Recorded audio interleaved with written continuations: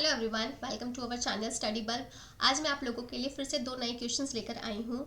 पहला क्वेश्चन होगा time in simple interest, यानी कोई भी प्रिंसिपल है वो अपने आप का डबल या ट्रिपल होने में कितना समय लगाएगा। और जो दूसरा क्वेश्चन है वो है टाइम एंड वर्क का, जो कि ऑल्टरनेट डेज का कॉन्सेप्ट इसमें आता है। दोनों क्वेश्चन बहुत इंपॉर्टेंट है, इनकी तो प्रैक्टिस करना मस्ट है। तो इनकी प्रैक्टिस करते हुए मेरे चैनल को सब्सक्राइब कीजिए, शेयर कीजिए, कमेंट कीजिए, ताकि मैं आपको और कैसे कैसे क्वेश्चन आपको आगे प्रैक्टिस कराऊं। तो अपनी प्रैक्टिस को कंटिन्यू करते हुए बढ़ते हैं अपने फर्स्ट क्वेश्चन की तरफ। फर्स्ट क्वेश्चन में कहा गया है how many years will a sum of ₹9600 becomes 1.5 times of itself on simple interest at 5% per annum. कि कोई अमाउंट है 9600 का, प्रिंसिपल है, कोई धनराशि है, वो है 9600 की, ठीक है। उसे अपना ही 1.5 गुना होने में 1.5 टाइम्स ऑफ इटसेल्फ, अपना ही 1.5 गुना होने में कितना समय लग जाएगा। टाइम यहाँ पर पूछा गया है, 1.5 गुना होने में कितना समय लग जाएगा अगर ब्याज की जो दर है वो क्या है 5% पर एनम। तो इस क्वेश्चन में जब भी कोई ऐसा क्वेश्चन आता है जिसमें टाइम पूछा जाता है और उसमें कहा जाए 1.5 गुना हो रहा है, 2 गुना हो रहा है, डबल हो रहा है, ट्रिपल हो रहा है, ठीक है, तो उसको हम रेट से ही समझेंगे, हमें इसकी तो ज़रूरत भी नहीं पड़ेगी, ठीक है। पूछा जाएगा कितना समय, तो हम यहाँ पर इसका देखते हैं। जो इंटरेस्ट बोला गया है वो 5% पर एनम है। क्या बोला गया है? 5% पर एनम। इसी से ही हम समझेंगे, जहाँ जैसे ही आपको समझ में आ जाएगा आपका क्वेश्चन सॉल्व। 5% का मतलब क्या होता है, हम इसकी फ्रैक्शन वैल्यू देख लेते हैं, ठीक है। फ्रैक्शन वैल्यू क्या हो जाएगी? 1, परसेंटेज का साइन हटा के 100 हो गया था, तो इसकी जो फ्रैक्शन वैल्यू हो जाती है वो क्या हो जाती है? 20। अब हम किससे जानेंगे? हम इंटरेस्ट से ही पता लगाएंगे। इसका मतलब क्या होता है? इसका मतलब है कि ये आपका कोई प्रिंसिपल है, ये जो होता है ये आपका क्या होता है? इंटरेस्ट होता है। इंटरेस्ट यहाँ पर बोला गया है साफ साफ कि जो इंटरेस्ट है वो आपका कितना पर एनम है, यानी 1 साल का दिया हुआ है, ये आपका प्रिंसिपल है। अब यहाँ से सिर्फ इतनी सी बात को समझना है, इस वाले पोर्शन को, कि इस बात का मतलब क्या है। इसका मतलब है कि 1 साल में आपको 1 रुपया मिल रहा है, 1 साल में 1 रुपया। इंटरेस्ट अगर यहाँ पे 2/25 होता, सपोज करो कुछ और भी होता, तो इसका मतलब 1 साल में आपको 2 रुपये इंटरेस्ट मिल रहा है। यहाँ पे मिल रहा है 1 साल में 1 रुपया, क्योंकि पर एनम यहाँ पर बोला गया हुआ है, ठीक है। तो जितना अमाउंट यहाँ होगा इतना आपको इंटरेस्ट मिलेगा। यहाँ पे 1 लिखा है तो इसका मतलब 1 साल में 1 रुपया। अब हम यहाँ पर मान के चलते हैं कि सपोज कीजिए आपका जो प्रिंसिपल है वो यहाँ पे हमने क्या मान लिया? 20 मान लिया है, ठीक है। 20 को कितना होना है? 1.5। 1.5 को अगर आप फ्रैक्शन वैल्यू में देखें तो आप इसको ऐसे भी कर सकते हैं, या सीधा सीधा हिसाब भी लगाएंगे तो 10 3/2, ठीक है। तो 20 का 3/2 क्या हो जाएगा? 10, यानी 3 टाइम्स 30, यानी जो 20 का जो 1.5 गुना होता है वो कितना हो जाएगा? 30 रुपीज़। अगर आपका 20 रुपये आपका प्रिंसिपल है, आपको उसको 1.5 गुना करना है तो कितना हो जाएगा? 30 रुपये हो जाएगा। अब बस आपको यहाँ पे दो चीज़ ध्यान रखनी है। पहली चीज़ तो ये देखना था कि इंटरेस्ट कितना है, 1 साल में 1 रुपये मिल रहा है, और 20 से 30 होने में, यानी आपका जो 20 का जो 1.5 गुना होता है वो 30 रुपये होता है, ठीक है। वहाँ यहाँ से यहाँ तक होने में आपको कितने का डिफरेंस आ रहा है? 20 आपका प्रिंसिपल था, इंटरेस्ट के बाद आपको चाहिए, ठीक है, तो कितने रुपए चाहिए? 30 रुपये चाहिए। तो 20 से 30 होने में कितना वो लग रहा है, कितने रुपए बढ़ रहे हैं? 10 रुपये बढ़ रहे हैं, ठीक है। ये आपका क्या हो जाएगा? 20 से 30 गुना होने, यानी 10 रुपये, अगर आप 20 में अगर 10 रुपये और जोड़ दो तो आपका हो जाएगा 30, यानी ये हो जाएगा 3 गुना। अब यहाँ से हम लॉजिक को देखते हैं कि लॉजिक में ये कहा गया, हमसे समय पूछा गया है, यानी जो 1 रुपया बढ़ रहा है वो कितने साल में बढ़ रहा है? वो आपका बढ़ रहा है 1 साल में, ठीक है। कितने रुपए बढ़वाने हैं आपको? 10 रुपये।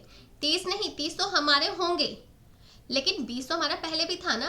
20 से 30 हो रहा है, तो 20 से 30 होने में कितने रुपए चाहिए? 10 रुपये चाहिए। तो वो 10 रुपये हम यहाँ पर लिखेंगे कि 10 रुपये होने में कितना समय लगेगा, तो 1/1 गुणा 10, तो यानी यहाँ से यहाँ तक आपको 10 साल लगेंगे।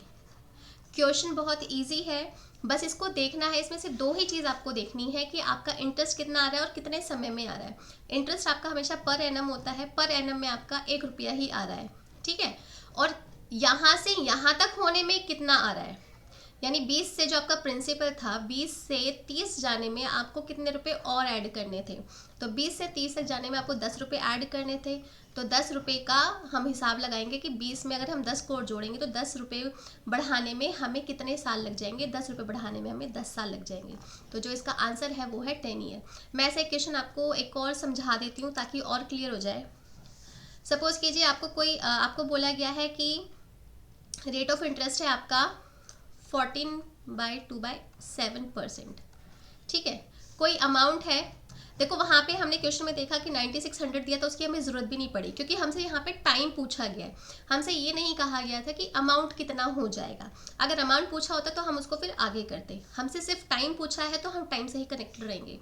तो अगर आपका परसेंटेज आपका इतना है, यानी जो सिंपल इंटरेस्ट है वो 14/2/7% आपका है, तो इसको डबल होने में, यानी कोई भी आपका इंटरेस्ट अमाउंट है, सॉरी प्रिंसिपल था, वो आपका ये है, इसको आपको क्या करना है? डबल करना है। क्या करना है? डबल करना है। अब इसको हम यहाँ सॉल्व करते हैं। 14/2/7 का जो फ्रैक्शन वैल्यू होती है वो होती है 1/7। तो यानी ये आपका इंटरेस्ट हो गया। ठीक है, और ये हो गया आपका प्रिंसिपल। हम बस यहाँ से ही हम अपने क्वेश्चन को बड़े इजीली सॉल्व कर सकते हैं। तो इसको अब हम देखते हैं। हमारा प्रिंसिपल कितना है? 7। हमें क्या करना है? डबल करना है। तो 7 को हमें क्या करना है? 7 का डबल क्या हो जाएगा? 2 × 7 = 14 हो जाएगा। अब हम यहाँ से देखते हैं, फिर से हमें ये चीज़ देखना है कि यहाँ से यहाँ तक जाने में हमें कितने रुपए और ऐड करने पड़ेंगे? 7 रुपये। 7 में 7 जोड़ेंगे तभी तो हमारा 14 होगा। तो हमें जो 7 रुपये जो बढ़े हैं ये कितने साल में बढ़े ये देखना होता है। तो यहाँ से हमने भी पता लगा लिया था कि एक साल में 1 रुपया बढ़ता है। तो जो 1 रुपये का इंक्रीमेंट होगा वो कितना होगा? 1 ईयर में हो रहा है। हमें चाहिए कितने? 7 साल का, 7 रुपीज़ का, सॉरी। तो 7 रुपीज़ होने में क्या हो जाएगा? 1 × 7 हो जाएगा। तो 7 साल लगेंगे।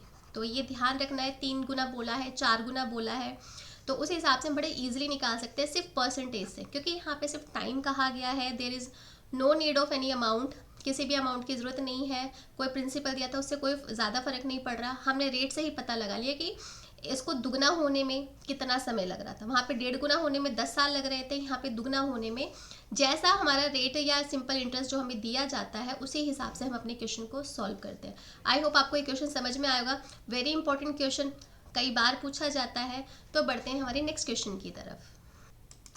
सेकेंड क्वेश्चन है टाइम एंड वर्क से, और ये ऑल्टरनेट डेज का क्वेश्चन है। ऑल्टरनेट डे का क्वेश्चन मैक्सिमम पूछा जाता है और बहुत इंपॉर्टेंट क्वेश्चन है। तो अब देखते हैं ऐसे क्वेश्चन को कैसे करते हैं। इसमें कहा गया A and B can complete a piece of work in 12 days and 18 days। A किसी काम को 12 दिन में ख़त्म करता है और बी उसी काम को 18 दिन में ख़त्म करता है। ठीक है, A begins to do the work. A काम को शुरू करता है, यानी जो पहले काम जो शुरू करता है वो कौन करता है? ए शुरू करता है। And they work alternately on their turn, और उसके बाद वो ऑल्टरनेटली अपनी अपनी बारी से एक दिन ए आया, फिर बी आया, फिर ए आया, फिर बी आया, ऐसे ऑल्टरनेट डेज में वो अपने काम को शुरू करते हैं। The whole work will be completed in. तो बताइए कि पूरा काम कितने दिनों में ख़त्म होगा। ठीक है, तो सबसे पहले हम इनकी एफिशिएंसी निकाल लेते हैं। आपको एफिशिएंसी निकालना बहुत ज़रूरी है। बिना एफिशिएंसी के हम क्वेश्चन को सॉल्व नहीं कर सकते। तो हम देखते हैं कि ए किसी काम को कितने दिन में ख़त्म करता है? वो 12 दिन में ख़त्म करता है। बी कितने दिन में ख़त्म करता है? 18 दिन में। अब यहाँ से हम उसकी निकाल लेंगे कि टोटल वर्क कितना होगा, यानी टोटल कितना काम वो करेंगे। तो 12 और 18 का जब हम एलसीएम लेते हैं तो जो यहाँ पर निकलता है एलसीएम लेने के बाद वो हो जाता है टोटल वर्क, कि इतना यूनिट काम हुआ होगा, इतना यूनिट काम करना है। तो ये इसका डेज है कि इस काम को ख़त्म करने में वो 12 दिन लेता है। तो एफिशिएंसी यहाँ से पता चल जाएगी कि 12 के टेबल में 36 कितने पर आएगा? 3। तो 3 एफिशिएंसी के साथ वो काम करेगा, और ये 2 के साथ करेगा, क्योंकि 18 के टेबल में 36 2 पर आता है। तो जो ये निकलती है ये एफिशिएंसी निकलती है, यानी जो ए की एफिशिएंसी है वो 3 है और बी की जो एफिशिएंसी है वो 2 है। ठीक है, यानी एक दिन में वो इतना काम कर सकते हैं। 3 काम ये करेगा, बी का 2 काम बी करेगा। अब क्योंकि ऑल्टरनेट डेज का क्वेश्चन है तो यहाँ पे ध्यान रखना है कि पहले ए आएगा फिर बी आएगा। ठीक है, ए ने एक दिन में कितना काम किया? 3 काम किया। बी ने एक दिन में कितना काम किया? 2 काम किया। फिर अगला दिन आया, तो यहाँ पे हम पेयरिंग कर लेते हैं कि पहले ए आया फिर बी आया, फिर दोबारा ए आया फिर बी आया, फिर दोबारा ए आया बी आया। बस इस चीज़ को यहाँ पे समझना है। ए अपना 3 काम करता है, बी अपना 2 काम करता है। फिर जब ए आता है वो 3 काम करता है, 2 काम करता है, यानी दोनों ने मिलके कितना काम किया और कितना समय लगा। ए और बी, ए पहले दिन आया, बी दूसरे दिन आया, तो यानी टोटल डेज कितने हो गए, 2 दिन हो गए। ठीक है, और हमें बताना है कि जो होल वर्क है यानी जो 36 यूनिट काम है कितने दिनों में हुआ होगा, हमें ये चीज़ बतानी है। तो 2 दिन में कितना काम हो रहा है, 2 दिन में हो रहा है 5 काम। भाई ए ने 3 काम किया पहले दिन, बी ने 2 काम किया दूसरे दिन, तो टोटल डेज कितने हो गए। तो यहाँ पे हमें पेयरिंग करनी होती है। पेयरिंग में देखा कि 2 दिन में टोटल काम कितना हो रहा है, 5 काम हो रहा है। हमें निकालना कितने का है, 36 का। अब ऐसे काउंट करते रहेंगे, फिर 3 आया, फिर 2 आया, तो ऐसे करते बहुत लंबा हो जाएगा। तो इसको करने के लिए हम क्या करते हैं कि हम यहाँ पर देखते हैं, शुरुआत में देख लेते हैं, पहले पेयरिंग कंप्लीट कर लेते हैं कि टोटल ए और बी ने 2 दिन में कुल मिला के कितना काम किया, 5 काम किया। फिर हम अपने टोटल काम को देखते हैं। तो 5 से 36 जाने में, तो हमें ऐसा वैल्यू को देखते हैं कि 5 से 36 तक जाने में कितने हमें बढ़ना पड़ेगा, या तो 36 तक का हो या उसके आसपास की हम एक वैल्यू देखेंगे। तो यानी हम 5 में क्या मल्टीप्लाई करें कि 36 या 36 के आसपास हो जाए। तो 5 के टेबल में 36 तो आता नहीं है, तो हम किस पर जाएंगे, तो 5 7 सा 35 हो जाता है, यानी इतना हो जाएगा, है ना। हम उसके आसपास की वैल्यू को देख लेते हैं। तो ऐसे हम यहाँ पर 7 की मल्टीप्लाई कर लेते हैं। तो यहाँ पर जो दिन आएंगे, यानी ये तो हो गया 35 वर्क हो गया, 35 यूनिट कितने दिन में हुआ, 7 2 सा 14 डेज में। यहाँ से हम उसके नियर बाय आ चुके हैं, काम के नियर बाय, क्योंकि ऐसे कैलकुलेट करते तो बहुत टाइम लग जाता है। तो बट हमें क्वेश्चन जल्दी सॉल्व करना है। तो 7 5 सा 35 कितने दिन में हुआ, 14 दिन में वो 35 काम करता है। और ये 14 डेज यानी किसके बाद तक हो गया, बी ने डे की एंडिंग की थी, उसके बाद अब नेक्स्ट टर्न किसका आने वाला है, नेक्स्ट टर्न आएगा ए का। अभी काम कंप्लीट नहीं हुआ है, 35 काम हो चुका है 14 दिन में, ठीक है।